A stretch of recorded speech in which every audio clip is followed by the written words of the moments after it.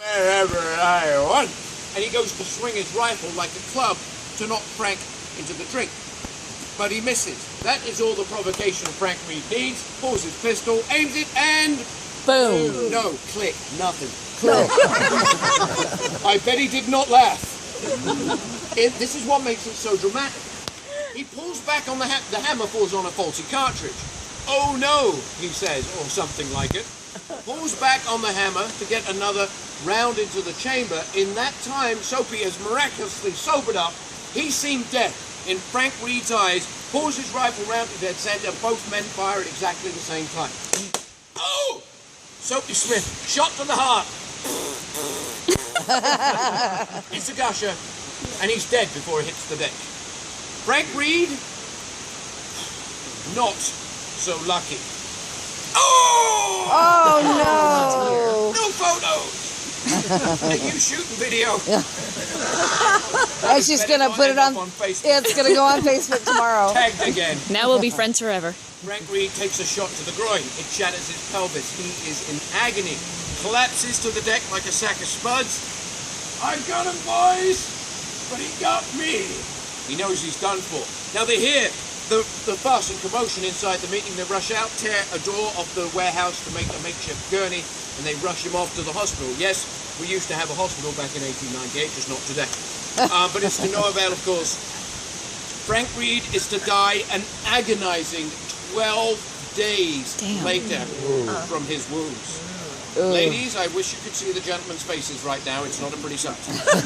Nor is it my favourite part of the story, so we'll move swiftly on and tell you that, of course, as soon as Soapy's men found out their fearless leader was dead, well, what do? Scattered. Head for the hills! Yeah. Have you seen the hills around here? Yep, they're pretty steep.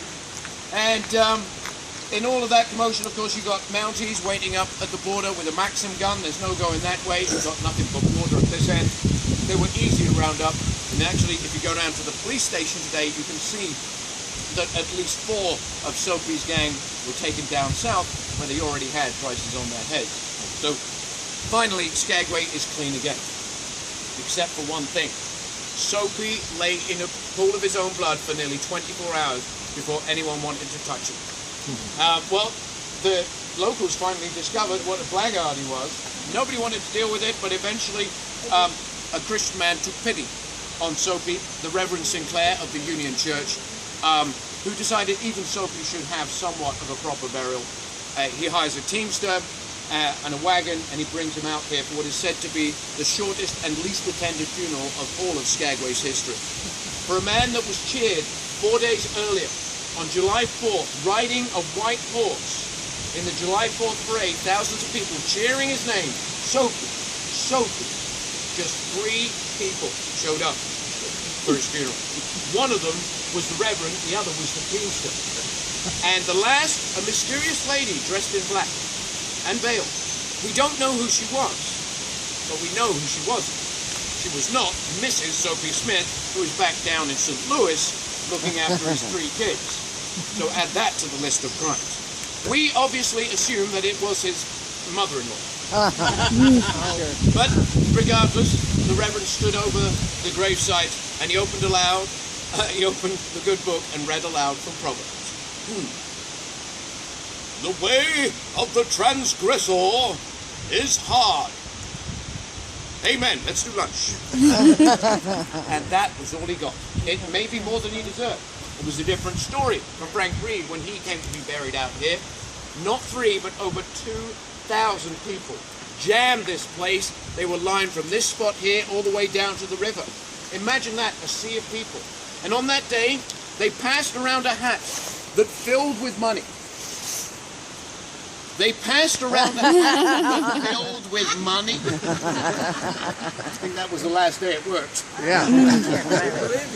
But it did work on that day. And look at this. There is nothing quite as grand in the, excuse me, in the whole place. It's a demonstration of public generosity and effect. I'm going to read it for you if I can get through it. Frank H. Reed died July 20th, 1898.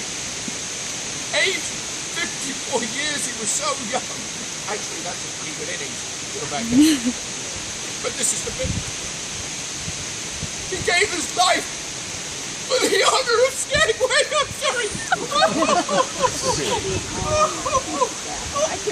Really? Not a tear? You heartless bunch. Either that or you're smarter than I look. It turns out Frank Reed, no better than Soapy Smith. This guy came up here to Skagway. He was charged with murder down in Oregon.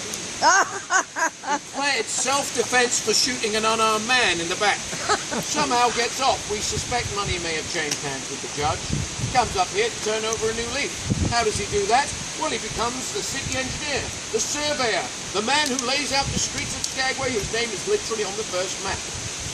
Only problem was, he stole the equipment from the original engineer, the actual engineer who's out on the trail, and he just lays out the streets of Skagway saying, oh no, I'm the official surveyor here.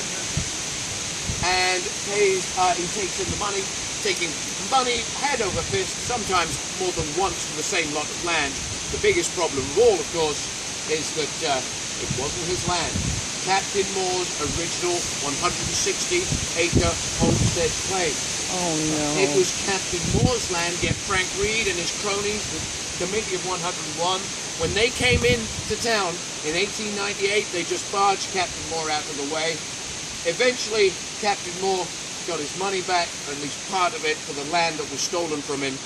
And I'm going to say Frank Reed got his just desserts. So let's summarize, shall we, class? We have Frank Reed. He's a murderer, he's a thief, he's an imposter, and worst of all in Alaska, he's a claim jumper. But forever will be known in stone as the hero of our town. That was It's actually great. kind of embarrassing. But there is a moral to this story. The moral is, die on a good day and have great PR. Now that is the end of the story.